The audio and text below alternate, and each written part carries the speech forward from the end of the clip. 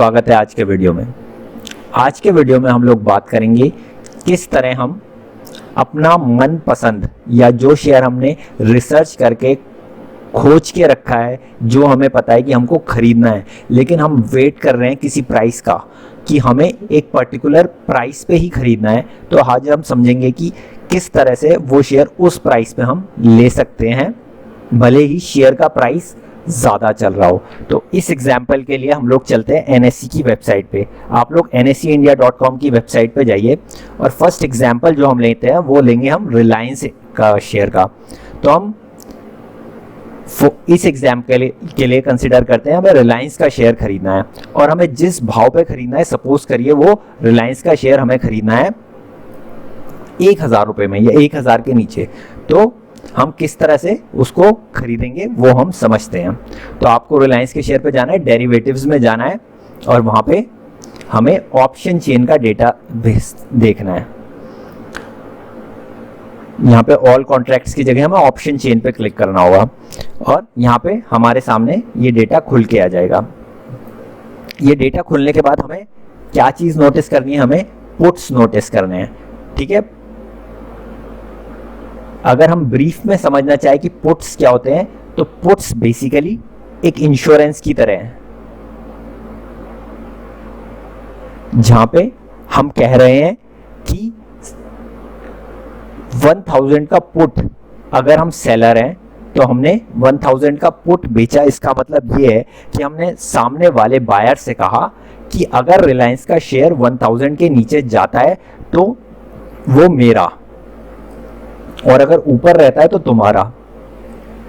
ठीक है, इसका मतलब यह है अगर वो 1000 के नीचे अगर 800 तक भी जाता है तो मैं उसको 1000 रुपीज के हिसाब से ही पैसे दूंगा। इसका मतलब हम 30 रुपए दे रहे हैं किसी और आदमी को और उससे कह रहे हैं कि अगर ये रिलायंस का शेयर 1000 के नीचे गया तो ये तेरा, मतलब हम तुझे 1000 रुपए में अपना शेयर बेच देंगे। इसके बदले तू आज हमसे 30 रुपए ले ले, लेकिन हो सकता है एक महीने बाद रिलायंस का शेयर तो 800 पे चला जाए, तो वो 200 रुपए का घाटा उस दूसरे आदमी का होगा जो कि वो पुट को बेच रहा है, और जो पुट खरीद रहा है उसको फायदा हो जाएगा। तो ऐसी कॉल और पुट हर महीने की होती हैं, ये मंथली होती हैं और हम इनको अराउंड 144 शेयर्स हैं जिसमें ये कॉल एंड पुट का काम कर सकते हैं। तो अगर हमें ये शेयर्स खरीदने हैं और हमें बाजार भाव से मंदे दाम पे इनको खरीदना है, तो हम देखते हैं हमें क्या करना होगा। जैसे कि हमने कहा रिलायंस का भाव आज की डेट में चल रहा है 1200 रुपये और हमें रिलायंस का शेयर खरीदना है सपोज करिए 1000 रुपये में। तो हम क्या करेंगे, हम जाएंगे और मार्केट में देखेंगे कि 1000 की जो पुट है उसका क्या दाम चल रहा है। 1000 की पुट का दाम केवल 7 रुपये 40 पैसे है और 1020 की पुट का दाम केवल 8 रुपये है। तो यानी कि अगर हम इनको बेचेंगे 7 रुपये 40 पैसे और 8 रुपये 20 पैसे की, तो इसका मतलब ये है कि मार्केट से हमने 7 रुपये 40 पैसे या 8 रुपये 20 पैसे लिए हैं, और अगर इस महीने यानी कि 30 अप्रैल तक ये शेयर 1000 के नीचे आता है तो हम इसको खरीद लेंगे, और जो हमारा नेट हमें जो इस शेयर का भाव पड़ जाएगा उस समय वो क्या होगा, 1000 रुपये में से -7.4। तो यानी कि हमें ये शेयर कितने मिल जाएगा, 992.6। तो 992 रुपए में हमें ये शेयर मिल जाएगा। लेकिन अगर रिलायंस का शेयर ऊपर ही चलता गया तो क्या होगा, हमें ये 7.4 रुपीज मिल जाएंगे और हमें किसी को कुछ नहीं देना पड़ेगा। तो यानी कि 500 रुपए का लॉट है, इसका मतलब कि हम लोग 3500 रुपए कमा सकते हैं।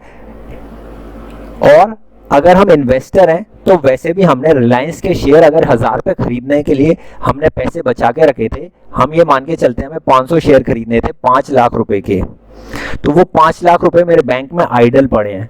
तो अगर मैं ये पुट बेच देता हूं तो मुझे इन 5 लाख रुपए पे ये 3500 रुपए मिल जाएंगे। अब अगले महीने को मैं अगर दोबारा से पुट बेच देता हूं, ठीक है, मानिए कि इस महीने रिलायंस का शेयर नहीं आया 1000 पे, तो मैंने क्या किया, मैं गया और मैंने अगले महीने की पुट फिर से बेच दी। यानी कि इसमें हम लोग डेट चेंज कर देते हैं, 28 मई 2020। यानी कि मैंने कहा कि अप्रैल में तो नहीं आया लेकिन मई में आएगा, तो मई में हमने देखा कि फिर तो हमने मई में फिर से जाके 1000 रुपये वाली जो स्ट्राइक की पुट थी उसको बेच दी। हमें फिर से आज की डेट के हिसाब से 23 रुपये मिल रहे हैं, हालांकि यहाँ पे ज़्यादा भी मिल सकते हैं हमें, क्योंकि अभी तो शेयर 1200 पे चल रहा है। अगर शेयर थोड़ा टूटेगा तो ये पुट इजीली यहाँ से डबल ट्रिपल हो सकती है। तो मानिए कि मुझे 23 रुपये ही मिले, अब मेरे को फिर से 500 रुपये पे 23 रुपये मिल गए, तो यानी कि मेरे को कितने रुपए बन गए, 11,500 रुपये। तो अगर रिलायंस का शेयर 1000 नहीं तोड़ता है तो मेरे पास 11,500 रुपये मिल जाएंगे, और अगर रिलायंस का शेयर 1000 तोड़ देता है तो 1000 माइनस 23, तो इसका मतलब मुझे रिलायंस का शेयर कितने रुपए में मिल गया, 977 रुपए में मुझे रिलायंस का शेयर मिल गया। अब इसमें हमारे क्या फायदे नुकसान है ये समझने की कोशिश करते हैं। इसमें 2-3 केस होते हैं। बेसिकली आप ऐसा मानिए कि रिलायंस का शेयर वहीं पे ही मूव कर रहा है, या मतलब ज्यादा मूवमेंट नहीं दे रहा है, और वो अराउंड 1200-1100 के बीच ही चलते जा रहा है। तो क्या होगा कि हर महीने दर महीने मुझे ये पैसे मिलते जाएंगे, ठीक है, जो कि मेरा प्रॉफिट है। लेकिन सपोज करिए एक महीने रिलायंस का शेयर इनिशियली 1200 चल रहा था, मैंने पुट बेच दी और मंथ के एंड तक वो 800 आ गया, तो मेरा जो प्राइस होगा रिलायंस के शेयर का वो 1000 रुपये या 977 रुपये ही बैठेगा, बजाय के 800 रुपये के, क्योंकि मैंने तो पुट बेची हुई थी, मुझे 1000 रुपये में खरीदने थे। तो मैंने कहा इसके लिए आपका इन्वेस्टर माइंडसेट होना बहुत जरूरी है। आपको पता होना चाहिए कि आपको ये शेयर इतने रुपए में खरीदना जरूरी है, और आपके पास इतने पैसे जरूर होने चाहिए कि आप 500 शेयर रिलायंस के खरीद सके। तो आपको अपने अकाउंट में 5 लाख रुपए रखने हैं, तभी आप ये काम करिए विद एन इन्वेस्टर माइंडसेट, तो आप इसका फायदा जरूर उठा पाएंगे। हालांकि जब ये शेयर मुझे मिल जाएगा, और सपोज करिए मेरी कॉस्ट पड़ी 970 की और शेयर नीचे तक 800 गया, लेकिन अगर मैं इन्वेस्टर हूं तो भी मुझे ये जो नुकसान है ये तो उठाना पड़ता है। ये मेरा ड्रॉ डाउन है, ये मेरा लॉस नहीं है। हो सकता है अगले 6 से 12 महीने में ये शेयर दोबारा से 1200 चला जाए, तो मैं दोबारा से इस शेयर को बेच के प्रॉफिट कमा लूंगा या उसको अपने पास रखूंगा, डिपेंडिंग कि मेरी पैसे की रिक्वायरमेंट क्या है। और अगर मैं दोबारा 1200 पे सपोज करिए बेच के फिर मैं दोबारा से 1000 की कॉल हर महीने बेच सकता हूं, और उसी तरह से प्रोसेस कर सकता हूं। तो इस तरह से आपको कई महीने अच्छी इनकम हो सकती है, और जो आप वेट कर रहे हैं वो प्राइसेस मिल सकते हैं। लेकिन बस ये ध्यान रखिए कि इसमें आपको अपना शेयर अच्छे से चुनना है और अपना प्राइस पॉइंट अच्छे से चुनना है, क्योंकि आपको अगर उस पॉइंट के नीचे ये शेयर आता है तो वो खरीदना पड़ेगा। अगर आपका इन्वेस्टर माइंडसेट है, अगर आपका ट्रेडिंग माइंडसेट है, तो आप इसमें अपना लॉस बुक कर सकते हैं। लेकिन अभी हम बात कर रहे हैं इन्वेस्टर्स के हिसाब से, जिनको लॉन्ग टर्म के लिए शेयर खरीदना है और अच्छा शेयर उन्होंने चुन रखा है और वो वेट कर रहे हैं कि इस प्राइस पे आएगा ये शेयर तभी मैं खरीदूंगा। तो अब हम एक और एग्जाम्पल लेते हैं, और सेकेंड एग्जाम्पल हम लेते हैं बजाज फाइनेंस का।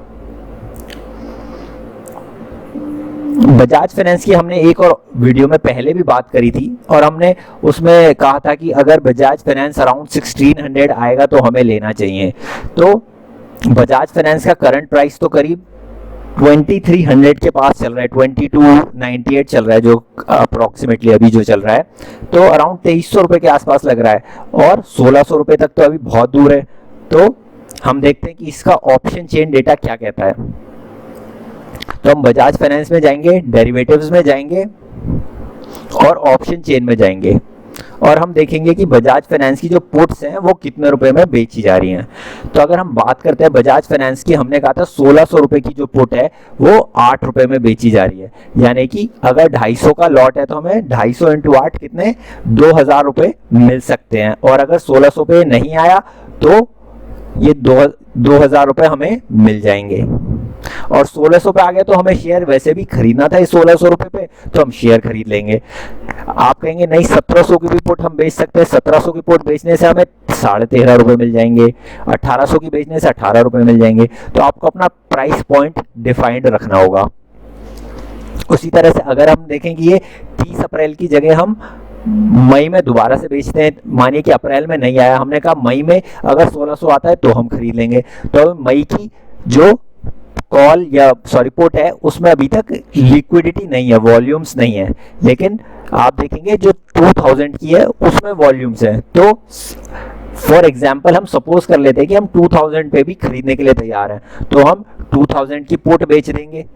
2000 की जब पुट बेचेंगे तो 2000 की पुट का प्राइस क्या है 128 रुपीज, तो 2000 माइनस 128, तो हमें जो बजाज फाइनेंस के शेयर का भाव पड़ेगा वो पड़ेगा 1870 रुपए का। और अगर नहीं आया तो हमें 128 इंटू 250 रुपीज ये हमारे पास आ जाएंगे, इतना हमें प्रॉफिट हो जाएगा अगर शेयर मंदा नहीं हुआ।